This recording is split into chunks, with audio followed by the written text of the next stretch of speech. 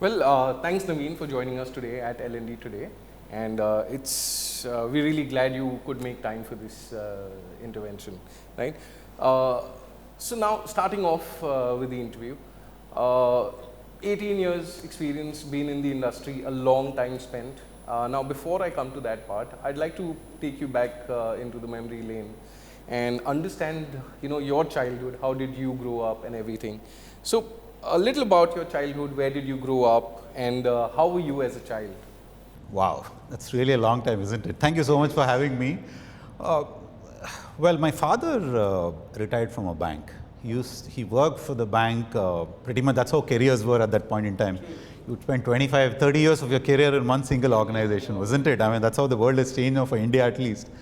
So the first 15 years of my career, I was never in my hometown.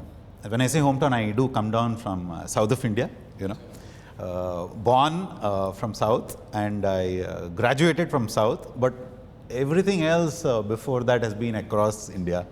So we would get transferred pretty much every 3 years. So I remember having spent my early childhood before schooling in Bihar, in a remote town in Bihar.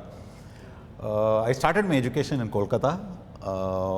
Then for a small period of 18 to 24 months, we did come down south. And then I was back in Delhi and I studied in Punjab. So pretty much like a military. Military regime. Shifting. Absolutely, absolutely. And you throw a stone in India, right? Every 100 kilometers. I'll not use miles, we are in India. So every 100 kilometers, you will find changes in food, changes in culture, changes in dressing habits, just change in diversity. That was an absolute eye-opener, So what I am today, if you kind of think about those 15 years I spent outside, from different languages to different specifics to just the way people are in different states, made me a lot more approachable, a lot more dynamic. I think one of the things you got is a lot of diversity at a very young age.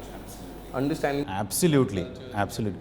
Look, post 2000, you and I probably graduated around early 2000s, right? But if you look at before that, pre-internet era, what you call, right? What was your access to information?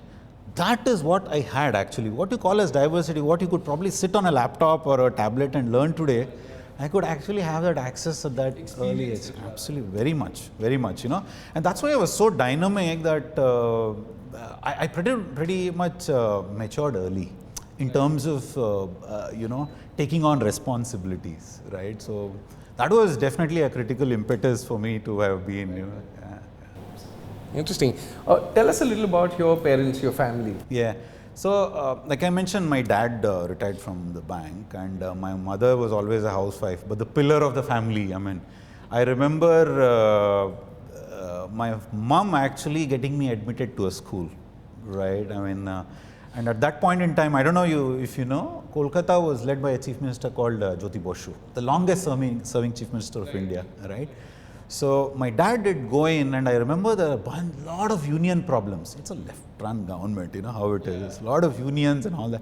So it was very busy. I remember my mom actually coming from a remote town down south, having that, courage to go and get us admitted to a school, learn the language there and all that. So, and my sister, of course, we are just two siblings. My sister is in Bangalore as well. And my wife works for a company called West Pioneer. She heads HR, strategy and retail for that company. It's part of the West Pioneer, Westlife Group, which owns the McDonald's, the thing here. Right? So she leads that. I've got a 15-month-old daughter now, and a lot of my free time goes in managing her. True. So that leads me to my next question: is what is the difference you see in how you were parented versus how you will parent?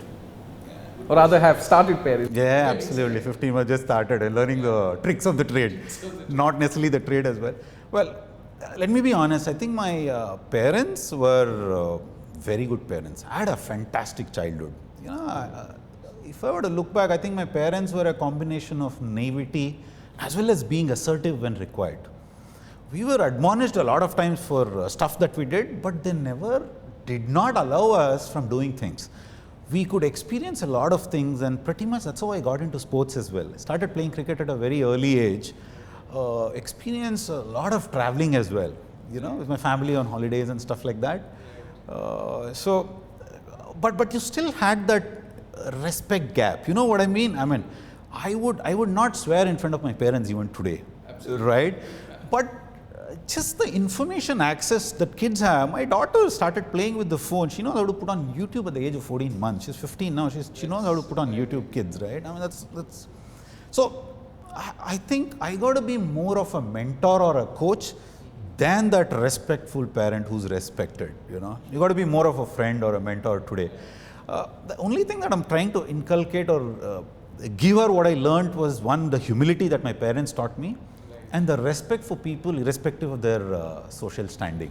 You know, so I think these are very strong foundations that you're trying to inculcate. yeah, absolutely. And look, 13, 14 years of age, I mean, kids I see, my sister's kids, oh my God, the maturity levels are like It's too high. too high, us, what we were, right? But I think it's got to be a balance of innocence as well as, you know, be ready for the world. Absolutely. I think you've put it very aptly. True. Now, talking about you, how decisive or undecisive were you in fixing on what you wanted from your life once you grew up? I'm a Libran, by the way, so, you know, Librans are always balanced. What that means is, you decide to do something, you'll always want to have a plan B. I'm being honest with you, subconsciously it's always there. I mean, that's something that I'm changing now. I'm wanting to be more of a risk taker now, since I got into my 30s, right? I want to be more of a risk taker. But when I was growing up, I'll be honest, I mean, the career choices were also pretty much vertically deep. Today you got horizontally broad careers available, but it was vertically deep, right? So that means that there are very few generalist roles in the world. You know what I mean? I mean, HR was an admin role then. It wasn't a serious, critical, organization changing role. It was called personnel as well. Personnel as well, right? I mean, it was like an industry managing a factory and labor unions and so on and so forth. But for me, it was very clear that I would have done something in sports, or I would have done something doing something that creates something, you know. So what that means is that's really what I do today. I mean, I would have probably taken up sports management, become a coach, or maybe a player in one of the sport. I just would have done that. But so it was always about an option A or an option B, you know. So you had something always. Something or the other going on, yeah. You did some professional course. Did you do your? Yeah. So I did my engineering. It's pretty in India, right? Even MBA isn't considered professional. It's an add-on or an augment to your basic foundation, right? So when we were growing up, you would have either done engineering, medical, you would have gone into accounting, you know, vertically deep into a very specialized subject area. So yes, engineering, yes. And I did it in computer science and engineering. So now you did your engineering in computers, and so my first question is, what made you take this course back then? And how informed were you of doing this, given that the IT bubble had just burst around that time? Absolutely. No, look, I think we had access to computers from grade 5. Right. And knowingly or unknowingly, I used to stand first in only one subject, and that was in programming. We had this lab just like this, and that's the access. We obviously did not have laptops or computers at home, right?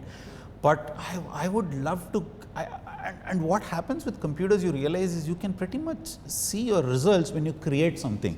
And I was very sure I wanted to create things in life, you know, either sports or create something, and you could create and see output. So I knew if I was going to do something, it would have been definitely in computer science. And I've been a person who's not looked at the external forces or factors per se to decide, oh, it's a bubble, I'll not do it. So you went along with what interested you? What interested me at that time, and pretty much I got an offer from a college, so I joined, and like they say, rest is history. Well, I think it was the right choice, because you back then and you now is, a very well connected story. Yes, every part of my story, I don't know, I think Steve Jobs mentioned that you can only connect things looking backwards.